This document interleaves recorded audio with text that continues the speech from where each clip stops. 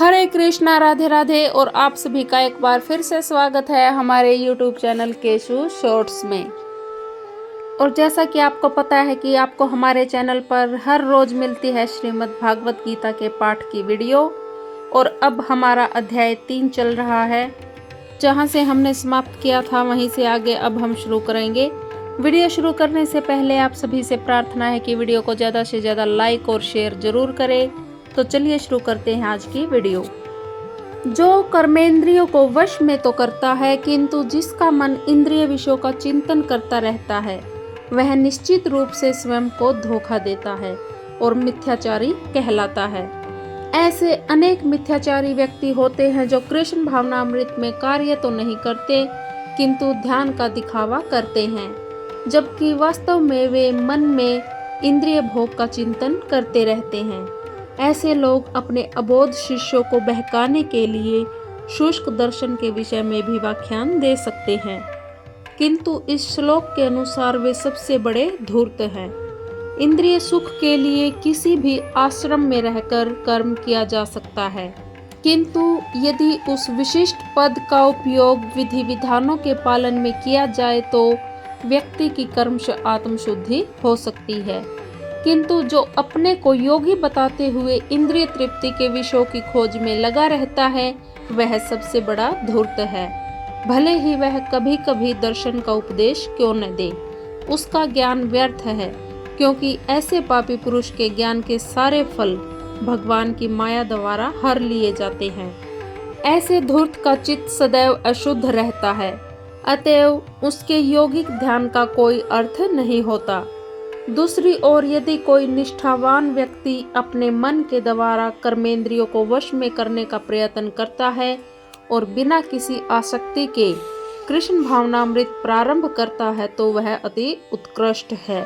लंपट जीवन और इंद्रिय सुख के लिए छंद योगी का मिथ्या वेश धारण करने की अपेक्षा अपने कर्म में लगे रहकर जीवन लक्ष्य को भवबंधन से मुक्त होकर भगवत धाम को जाना है।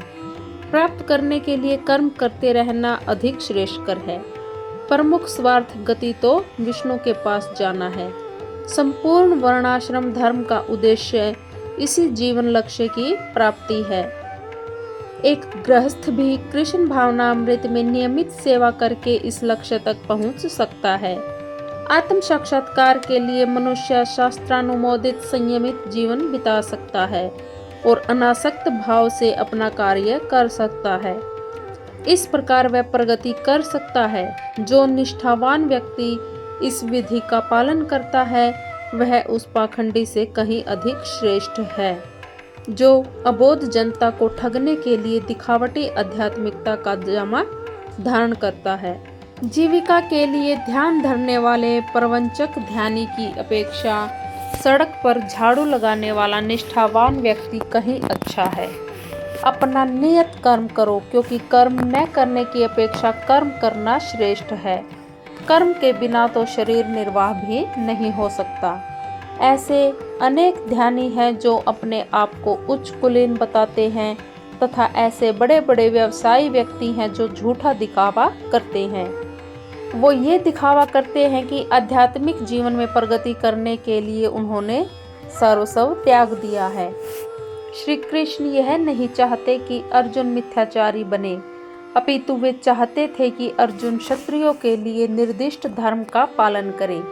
अर्जुन गृहस्थ था और एक सेना नायक था, अतः उसके लिए श्रेष्ठकर था कि वह उसी रूप में गृहस्थ क्षत्रिय के लिए निर्दिष्ट धार्मिक कर्तव्यों का पालन करे।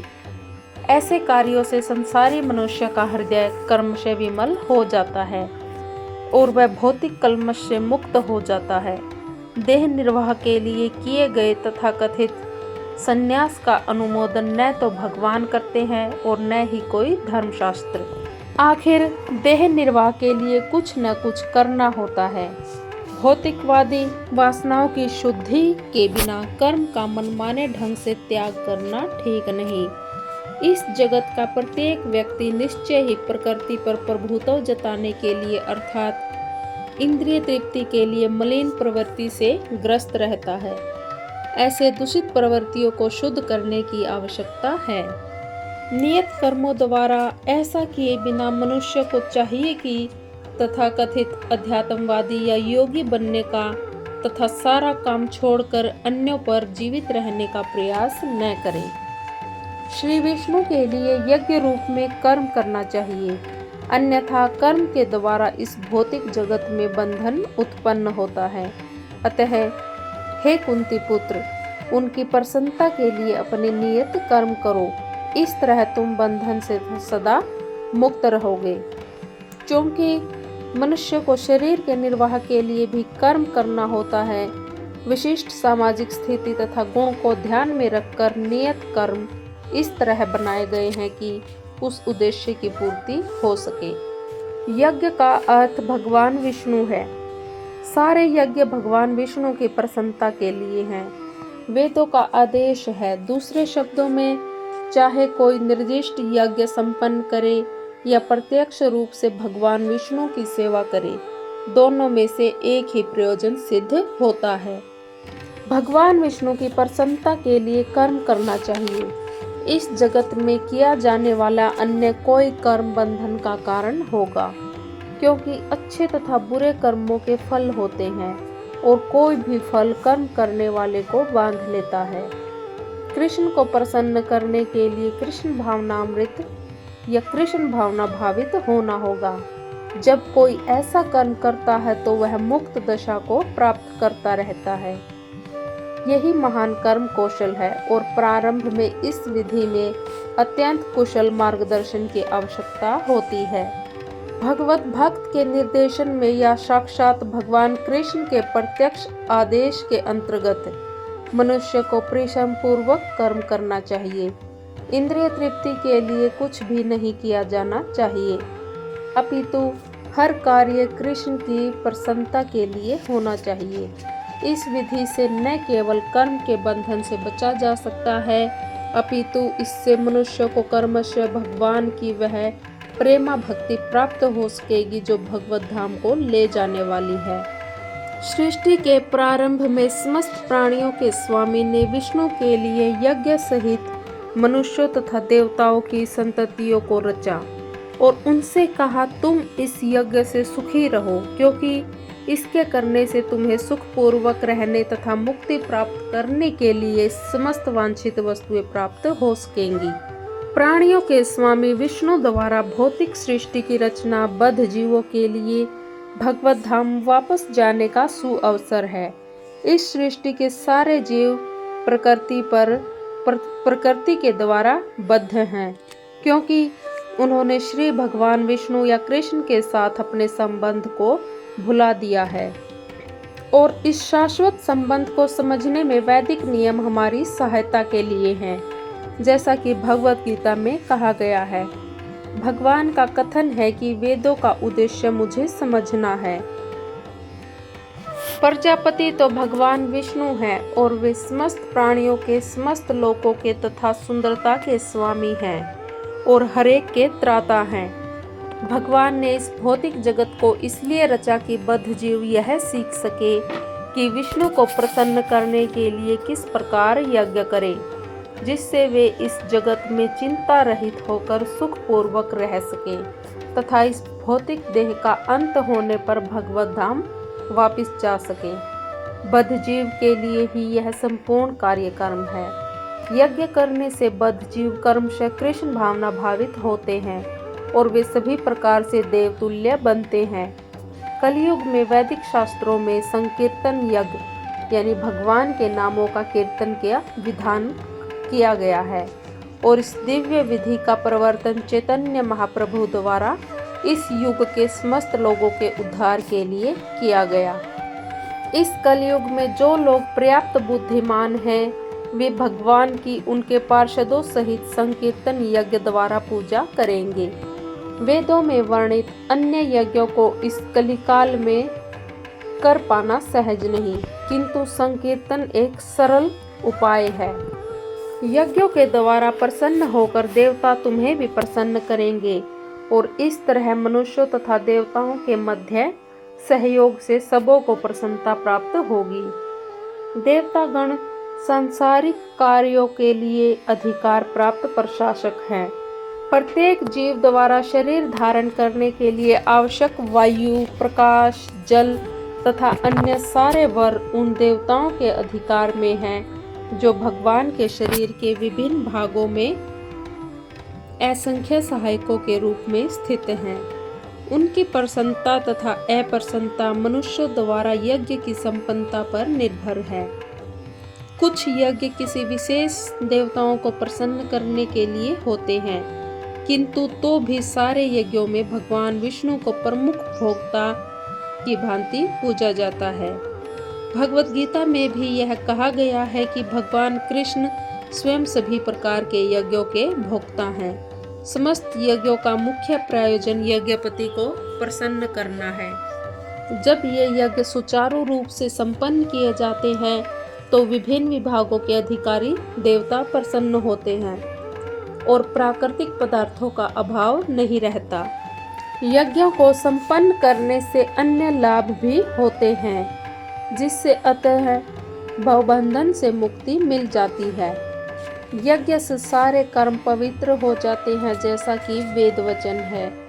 यज्ञ से मनुष्य के खाद्य पदार्थ शुद्ध होते हैं और शुद्ध भोजन करने से मनुष्य जीवन शुद्ध हो जाता है।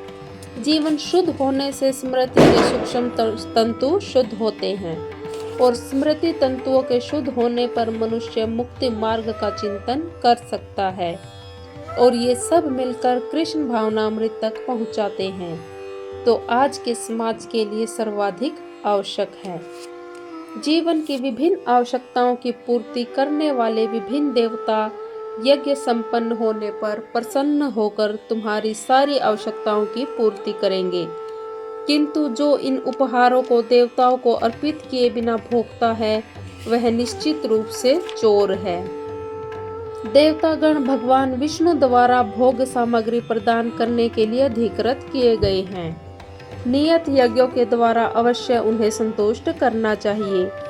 वेदों में विभिन्न देवताओं के लिए भिन्न भिन्न प्रकार के यज्ञों की संस्तुति है, किंतु वे सब अंततः भगवान को ही अर्पित किए जाते हैं। किंतु जो यह नहीं समझ सकता कि भगवान क्या है, उसके लिए देव यज्ञ का विधान है। अनुष्ठानकर्ता के भौतिक गुणों के अनुसार वेदों में विभिन्न प्रकार के यज्ञों का विधान है। विभिन्न देवताओं की पूजा भी उसी आधार पर गुणों के अनुसार की जाती है। उदाहरणार्थ मांसाहारियों को देवी काली की पूजा करने के लिए कहा जाता है, किंतु जो भौतिक प्रकृति की घोर रूपा है और देवी के समक्ष पशु बलि का आदेश है, किंतु जो सतोगुणी है उनके लिए विष्णु की दिव्य पूजा बताई जाती है। अंततः समस्त यज्ञों का ध्येय उत्तरोत्तर दिव्य पद प्राप्त करना है। सामान्य व्यक्तियों के लिए कम से कम 5 यज्ञ आवश्यक है, जिन्हें पंच महायज्ञ कहते हैं। किंतु मनुष्य को यह जानना चाहिए कि जीवन की सारी आवश्यकताएं भगवान के देवता प्रतिनिधियों द्वारा ही पूरी की जाती हैं। कोई कुछ नहीं बना सकता। उदाहरणार्थ मानव समाज के भोज्य पदार्थों को ले। इन भोज्य पदार्थों में शाकाहारियों के लिए अन्न, फल, शाक, दूध, चीनी आदि हैं तथा मांसाहारियों के लिए मांस आदि, जिनमें से कोई भी पदार्थ मनुष्य नहीं बना सकता। एक और उदाहरण ले, यथा ऊष्मा, प्रकाश, जल, वायु आदि जो जीवन के लिए आवश्यक है, इनमें से किसी को बनाया नहीं जा सकता। परमेश्वर के बिना न तो प्रचुर प्रकाश मिल सकता है, न चांदनी, न वर्षा और न ही वायु, जिनके बिना मनुष्य जीवित नहीं रह सकता। स्पष्ट है कि हमारा जीवन भगवान द्वारा प्रदत्त वस्तुओं पर आश्रित है। यहाँ तक कि हमें अपने उत्पादन उद्यमों के लिए अनेक कच्चे मालों की आवश्यकता होती है, जैसे धातु, गंधक, पारद, मैग्नीज तथा अन्य अनेक वस्तुएं, जिनकी पूर्ति भगवान के प्रतिनिधि इस उद्देश्य से करते हैं कि हम इनका समुचित उपयोग करके आत्म साक्षात्कार के लिए अपने आप को स्वस्थ एवं पुष्ट बनाएं, जिससे जीवन का चरम लक्ष्य भौतिक जीवन संघर्ष से मुक्त हो सके। यज्ञ संपन्न करने से मानव जीवन का यह लक्ष्य प्राप्त हो जाता है। यदि हम जीवन उद्देश्य को भूलकर भगवान के प्रतिनिधियों से अपनी इंद्रिय तृप्ति के लिए वस्तुएं लेते रहेंगे और इस संसार में अधिकाधिक फंसते जाएंगे, जो कि सृष्टि का उद्देश्य नहीं है, तो निश्चय ही हम चोर हैं और हम इस प्रकृति के नियमों द्वारा का उल्लंघन करने पर दंडित होंगे। चोरों का समाज कभी सुखी नहीं रह सकता, क्योंकि उनका कोई जीवन लक्ष्य नहीं होता। भौतिकतावादी चोरों का कभी कोई जीवन लक्ष्य नहीं होता। उन्हें तो केवल इंद्रिय तृप्ति की चिंता रहती है। वे नहीं जानते कि यज्ञ किस तरह किए जाते हैं, किंतु चैतन्य महाप्रभु ने यज्ञ संपन्न करने की सरलतम विधि का प्रवर्तन किया। यह है संकीर्तन यज्ञ, जो संसार के किसी भी व्यक्ति द्वारा जो कृष्ण भावनामृत के सिद्धांतों को अंगीकार कर लेता है, उसके द्वारा संपन्न किया जा सकता है। प्यारे भक्तों, आज के हमारे श्रीमद् भागवत गीता के पाठ को हम यही समाप्त करते हैं और आगे का पाठ हम कल की वीडियो में करेंगे। अगर आपको वीडियो पसंद आई हो तो वीडियो को लाइक और शेयर जरूर कीजिए और हमारे चैनल को सब्सक्राइब करना मत भूलें। भगवान श्री कृष्ण आप सभी पर अपनी कृपा बनाए रखे। हरे कृष्णा।